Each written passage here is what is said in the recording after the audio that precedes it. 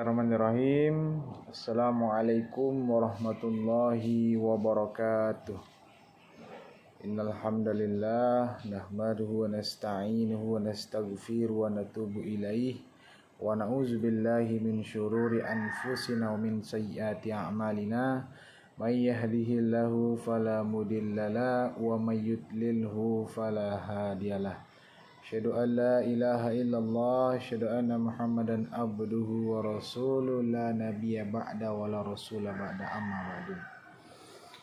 Yang pertama-tama dan yang paling utama, marilah kita senantiasa bersyukur kepada Allah Subhanahu wa taala. Bersyukur kita kepada Allah dengan mengucapkan lafaz hamdalah. Mohon ampun kita kepada Allah dengan mengucapkan lafaz astaghfirullahalazim, sebagaimana perintah Allah, la in syakartum la azidannakum wa la in kafartum inna azabi lasyadid. Barang siapa yang mensyukuri nikmatku, kata Allah, maka ketahuilah, maka akan aku tambah nikmat tersebut. Dan barang siapa yang mengkufurinya, kata Allah, maka ketahuilah azabku sangatlah pedih. Hal ini Allah terangkan dalam Quran surah Ibrahim ayat ke-7 di posisi sebelah kiri paling atas. Kemudian salawat beriringkan salam semoga selalu tercurahkan kepada junjungan kita, yakni baginda Nabi besar Muhammad sallallahu alaihi wasallam, yang telah berjuang untuk kita semua, membawa kita dari zaman jahiliyah, zaman kebodohan, zaman kerusakan akhlak dan moral, di mana saat itu orang-orang Arab masih menganggap anak laki-laki, anak perempuan sebagai aib sehingga dia menguburnya. Kemudian para wanita direndahkan, dan datanglah perjuangan Nabi Muhammad SAW membawa kita menuju peradaban umat manusia, peradaban Islam yang terang benderang, yang dipenuhi dengan keselamatan dan cahaya Allah SWT. Mudah-mudahan dengan senantiasa bersalawat kepada Nabi Muhammad SAW kita mendapatkan syafaat di dunia dan di akhirat. Amin amin ya rabbal alamin. Baik kawan-kawan semuanya, dalam segmen kali ini saya akan menjelaskan sedikit mengenai tafsir Al-Mizan fi Tafsir Al-Quran, yakni suatu tafsir yang dikarang oleh Muhammad Husain Tabatabai yang wafat pada tahun 1402 Hijriah. Tafsir Al-Mizan menggunakan tafsir Al-Quran bil Quran.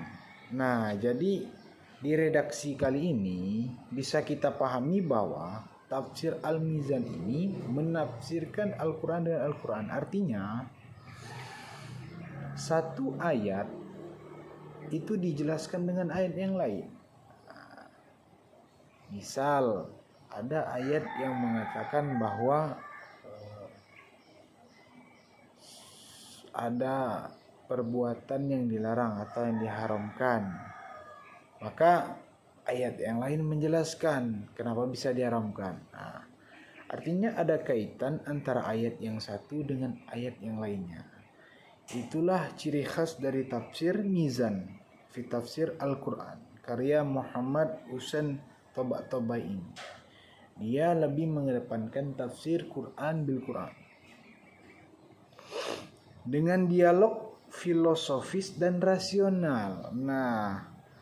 Muhammad Husain Tabatabai ini mengedepankan tafsir Quran bil Quran namun dengan dialog filosofis dan rasional. Artinya dalam penafsiran yang dia gembarkan atau bisa kita bilang gaungkan, dia mengedepankan dialog filosofis, kemudian juga rasional.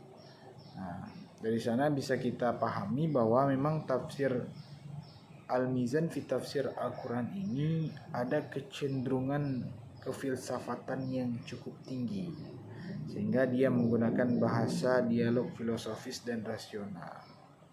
Kemudian tafsir ini lahir dari tradisi intelektual Syiah yang kuat dalam filsafat dan teologi. Nah, kawan-kawan, dari redaksi yang telah saya baca ini, bahwa tafsir ini